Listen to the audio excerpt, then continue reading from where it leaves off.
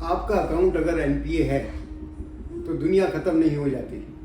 ज़्यादातर लोग ये समझते हैं कि अकाउंट एनपीए हो गया, काम ख़त्म हो गया। जी नहीं, इसी के ऊपर हम बात कर रहे हैं। ये हमारी सीरीज़ कम से कम मेरे हिसाब से 5 से 6 वीडियो इसी के ऊपर आएंगे। हमने पिछली सीरीज़ में बात की थी कि हम क्या क्या कर सकते हैं, क्या क्या नहीं, बहुत कुछ कर सकते हैं अपने अकाउंट को बचाने के लिए। उसमें से एक है रीस्ट्रक्चर। आज हम उसके ऊपर बात करेंगे, क्योंकि अकाउंट को रीस्ट्रक्चर कराना ज़रूरी है। रुका हुआ पानी और रुका हुआ पैसा दोनों बदबू मारने लगते हैं। बैंक की जब इंस्टॉलमेंट नहीं दे पा रहे हैं, आप बैंक का इंटरेस्ट नहीं दे पा रहे हैं, तो क्या है, पैसा रुक गया। तो हमें उसको रीस्ट्रक्चर कराना है। क्या हो सकता है रीस्ट्रक्चर में? हो सकता है जो इंस्टॉलमेंट आपकी चल रही है वो इतनी नहीं है जो आपका बिजनेस आज दे पाए, उसको रिड्यूस करा सकते हैं या उसका टेन्योर बना सकते हैं। हम इसके ऊपर आज बात करेंगे, रीस्ट्रक्चर के ऊपर। ऐसे ही मेरी वीडियो आगे भी आती रहेंगी। रीस्ट्रक्चर है, एंजल इन्वेस्टमेंट है, ओटीएस है, सब के ऊपर बारी बारी से बात करेंगे। इसलिए इसको, ये पूरी सीरीज जो हम चला रखी है, इसको हम कह रहे हैं एनपीए सीरीज। इसको आप पूरा देखते रहें। नमस्कार साथियों, मैं के गुप्ता आज फिर हाजिर हूँ लेकर आपके लिए धन की बात। धन की बात में हमने एक सीरीज चलाई हुई है, जैसा कि मैं आपको बता रहा हूँ। हम इसमें एनपीए की बात कर रहे हैं, क्योंकि कोविड के बाद बाढ़ आ गई है एनपीए की। उसके कास्केडिंग इफेक्ट अब नज़र आ रहे हैं दोस्तों।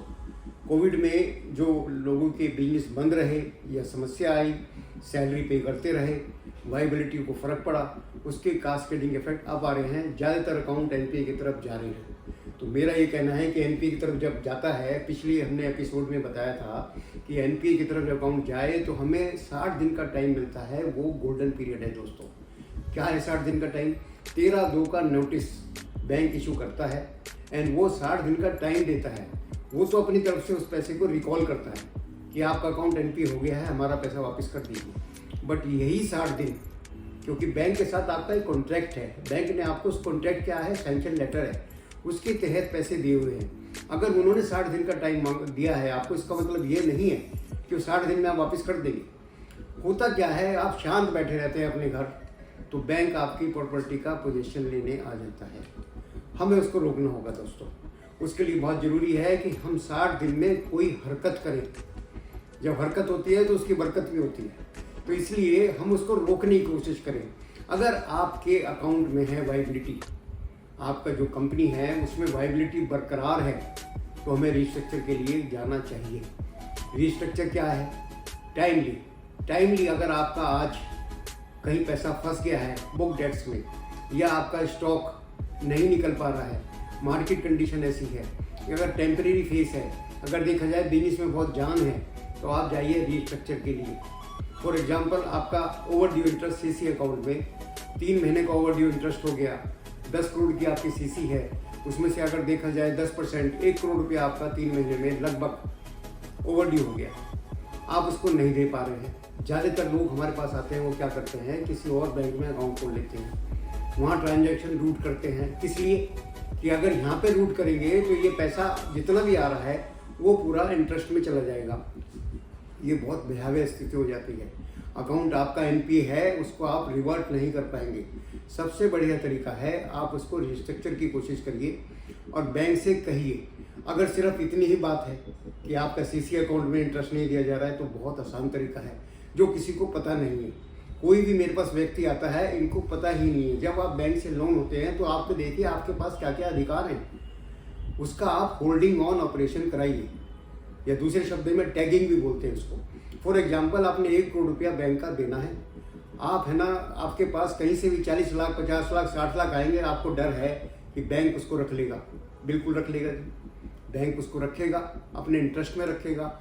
आप बैंक के पास जाइए, उनसे कहिए कि इसका टैगिंग ऑपरेशन कर दीजिए, टैगिंग कर दीजिए।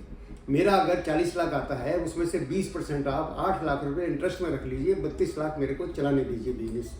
फिर से 40 लाख पाएगा, उसमें से फिर आप 20% ले लीजिए। इससे क्या होगा कि जो आपकी इंटरेस्ट की लायबिलिटी धीरे धीरे कम हो जाएगी, आपको पूरा पैसा एक साथ नहीं देना पड़ेगा। आप देख रहे हैं कितना आसान हो गया। अगर आप बैंक से टैगिंग ऑपरेशन नहीं कराते हैं या होल्डिंग ऑन ऑपरेशन नहीं कराते हैं, तो आपका पैसा आएगा, बैंक उसको रख लेगा आप अपनी तनख्वाह नहीं दे पाएंगे, बिजनेस नहीं चला पाएंगे। तो एक रास्ता ये है कि आप बिजनेस भी चलाते रहें और बैंक का जो ब्याज है वो भी कम होता रहे, थोड़ा थोड़ा कम होता रहे, एक साथ नहीं हो पाएगा। तो उसको बोलते हैं होल्डिंग ऑन ऑपरेशन। हम बात कर रहे हैं रिस्ट्रक्चर की। रिस्ट्रक्चर में 2-3 चीज़ें बहुत ज़रूरी हैं। सबसे पहली चीज़ मैंने अभी भी कहा है आपसे कि उसके अंदर आपके पास वायबिलिटी होनी चाहिए। अगर वायबिलिटी बिजनेस में नहीं है तो रिस्ट्रक्चर का कोई फ़ायदा नहीं है, कोई फ़ायदा नहीं है। बेटर है उसको बंद करें या पहले इसकी कोशिश करें कि हम बिजनेस लाइन चेंज करें, ऐसा कुछ करें कि उस बिजनेस में वायबिलिटी हो। यहाँ पे हम बात कर रहे हैं सिर्फ अगर आपके पास वायबिलिटी है तो रिस्ट्रक्चर के लिए जाएं। हम उसके कारणों की जांच करें कि ऐसा क्यों हुआ। हम पहली इंस्टॉलमेंट नहीं दे पाए, दूसरी नहीं दे पाए, तीसरी नहीं दे पाए, तो ये देखें हम कितने दिन और नहीं दे पाएंगे। मान लीजिए 3 महीने और नहीं दे पाएंगे तो 6 महीने की तो आपकी इंस्टॉलमेंट हो गई और 6 महीने का ब्याज हो गया। ये अगर वो फिगर मान लीजिए बन जाती है 2 करोड़ रुपया या 3 करोड़ रुपये बन जाती है, आप बैंक के पास जाए कि ये जो 3 करोड़ रुपया है इसको फ्रीज कर दीजिए, इसको फ्रीज करके मेरे को रीफाइनेंस कर दीजिए, इसको मैं 6 महीने में ख़त्म कर दूंगा या 1 साल में ख़त्म कर दूंगा एंड 3 महीने के बाद मैं अपनी इंस्टॉलमेंट रेगुलर देता रहूँगा।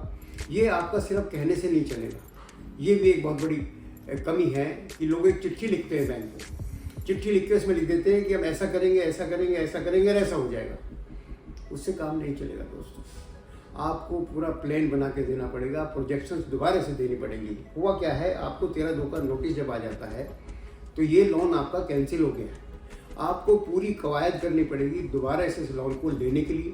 इसका क्या मतलब है, जो आपने सैंक्शन के टाइम पेपर्स दिए थे उससे भी ज़्यादा पेपर अब आपको बैंक को कन्विंस करना है कि मैं ये पेपर 6 महीने के बाद मैं अपनी इंस्टॉलमेंट रेगुलर दे पाऊँगा और जो 6 महीने की रुकी इंस्टॉलमेंट मैं इसको 1 साल में पूरी करूँगा।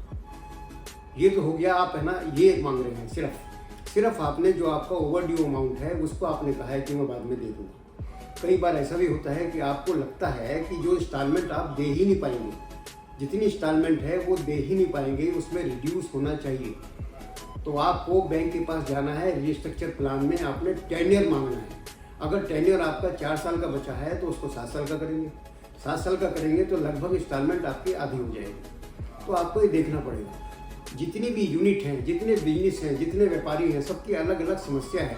उसको देखते हुए एक आपको कंक्रीट प्लान बैंक को देना पड़ेगा।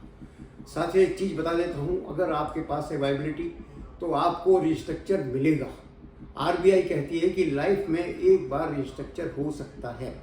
ये चीज़ लोगों को पता नहीं है। जिस दिन 13/2 का नोटिस आते हैं उदास होकर हम बैठ जाते हैं अपने घर और यूनिट में जाना बंद कर देते हैं। मेरा कहना है यूनिट में जाइए, अपना बिजनेस चलाइए और एक बार इसको रिस्ट्रक्चर कराइए। सिर्फ और सिर्फ अगर वायबिलिटी है आप उससे निकल सकते हैं दोस्तों। अगर वायबिलिटी नहीं है, मैं किसी और आपको अपनी वीडियो में फिर बताऊंगा और हम क्या क्या कर सकते हैं। जैसे मैंने आपको पहली वीडियो में बताया था, हम बहुत कुछ कर सकते हैं। ये आपका बिजनेस है, ये आपकी लाइफलाइन है, ये आपका जीवन है। इसको बचाने की कोशिश जरूर करिए, लास्ट मिनट तक इसकी कोशिश करते रहिए दोस्तों।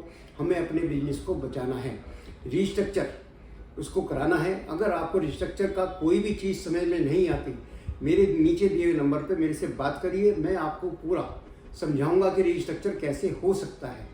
मेरा ये मानना है 100 में से 80 अकाउंट को बचाया जा सकता है अगर समय रहते रिस्ट्रक्चर प्लान लगा दिया जाए। तो मेरा आपसे यही कहना था कि आप रिस्ट्रक्चर करा सकते हैं। अगली अपनी वीडियो में आपको बताऊंगा और क्या क्या कर सकते हैं। जब वायबिलिटी नहीं होगी तो कोई और रास्ता निकालना पड़ेगा, वो मैं आपको बारी बारी से बताता रहूँगा। एक वीडियो में इसको कवर करना बहुत मुश्किल है। अगर आप करते हैं बिजनेस, स्टार्टअप कोई आपने शुरू किया है या आपकी होम इंडस्ट्री है तो आप मेरे को सब्सक्राइब जरूर कीजिए। फिर ये वीडियो आपके काम की है। ये वीडियो सिर्फ उन्हीं लोगों के काम की है जो लोग बिजनेस करते हैं, व्यापार करते हैं, उससे अपनी आमदनी बनाते हैं। उनके लिए बहुत ज़रूरी है दोस्तों। अपने सभी साथियों को इसको फॉरवर्ड करते रहे जिससे उनको भी इसका बेनिफिट मिलता है। आज के लिए सिर्फ इतना ही। धन्यवाद, मिलते हैं अगली बार।